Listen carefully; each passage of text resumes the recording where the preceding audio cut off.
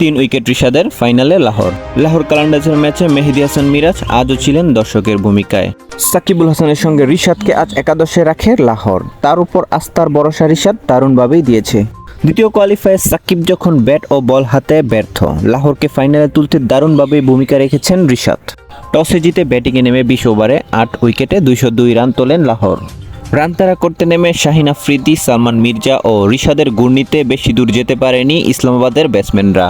15 over 1 বলে 107 রানে all out হন ইসলামাবাদ। ম্যাচটি হেরেছে তারা 95 রানে। শাহিন আফ্রিদি, সালমান মির্জা ও রিশাদ তিনজনই পেয়েছেন 3টি করে উইকেট। ইসলামাবাদের উইকেটে প্রথম আঘাত আনেন শাহিন আফ্রিদি। ইনিংসের প্রথম ওভারে পাকিস্তানি এই পেসার তুলে নেন মোহাম্মদ শেজাদকে। এরপরের ওভারেই সালমান ফেরান সাহিবজাদা ফারহানকে। এরপর দ্রুতই রেসিফন্ডার ডুসেন ও ইমরান ওয়াসিমকে ফিরিয়ে ইসলামাবাদকে কণ্ঠাসা করে দেন সালমান। 3 উইকেট নিয়ে 16 রান দিয়েছেন তিনি।